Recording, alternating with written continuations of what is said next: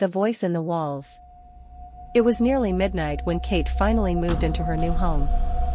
She'd gotten the old Victorian mansion at a steal, and though it needed repairs, the place was brimming with potential.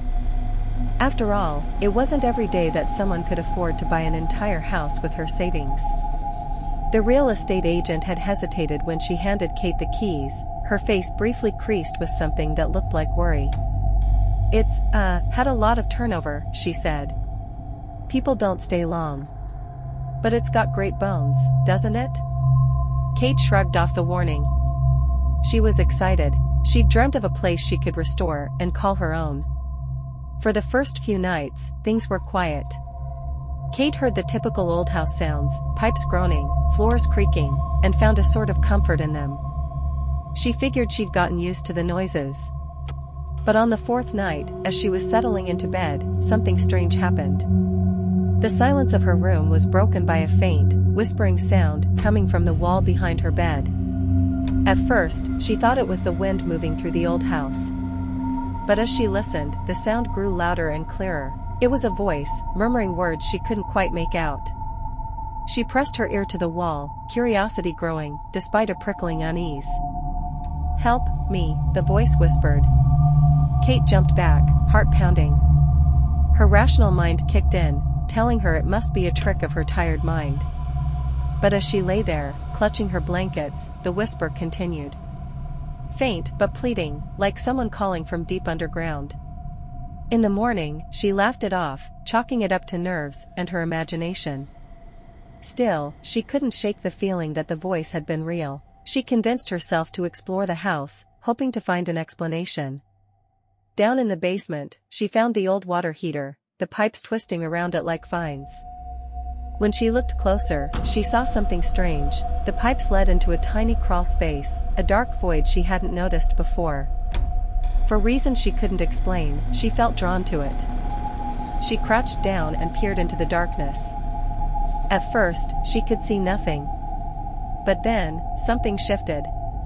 Just the faintest glint of movement, and a flash of white. It was a human bone. Kate scrambled back, terror flooding her veins. She wanted to call the police, but some instinct told her not to. Instead, she locked the basement door and tried to calm herself. Maybe it was nothing, just remnants of some old remains. After all, the house was over 100 years old. That night, as she lay in bed, the whispering began again. This time, the voice was louder. More distinct. "Please, help me." Every hair on her body stood up. She pressed herself against the wall, trying to block out the voice, but it grew more insistent. It felt like it was reaching into her mind, echoing in her skull. "Help me. Kate." Her name. The voice knew her name. She couldn't breathe, couldn't think. She was paralyzed with fear. But as the voice grew louder, desperation overwhelmed her terror. "What do you want?" she whispered back, her voice barely audible. The voice was silent for a moment, as though surprised by her response. Then, with a rasping breath, it answered, "Find me." The following morning, Kate tore through the house, searching for any clue as to who, or what, was calling her. She found old newspapers stuffed in a drawer in the attic. One headline caught her eye, "Mysterious Disappearance of Local Woman." The article was about a woman named Margaret, who'd vanished from the house in 1953. The police had searched for her body, but had found nothing. That night, Kate tried to sleep, but the whispers returned, each word a raspy echo in the silence. "Please, help." When Kate closed her eyes, she saw a face. Margaret's face, drawn, pale, eyes wide with fear. She looked like she was reaching out to Kate, as though begging to be set free. Driven by a feeling she couldn't explain, Kate grabbed a hammer and went to the basement. She took a deep breath and swung the hammer into the wall. The plaster shattered, revealing more bones behind it. And then, a smell, a damp, musty odor of decay and something else, something old, and bitter, and wrong. There were scratches on the wood inside the wall, desperate gouges where someone had tried to claw their way out. Kate dropped the hammer, her hands trembling. The horror settled in. Margaret had been bricked into the walls. Left to die slowly, helplessly.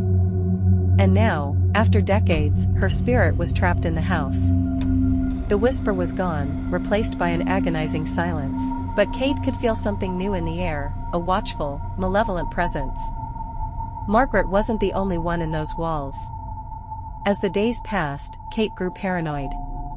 She'd hear footsteps in the hallway, catch a shadow moving from the corner of her eye. Every night, the silence pressed in closer, as though something was waiting. One night, she tried to leave, but the door wouldn't budge. The windows were locked tight. She screamed, banged on the walls, but no one answered. No one heard her. And then, the whispers started again, only now, they were all around her.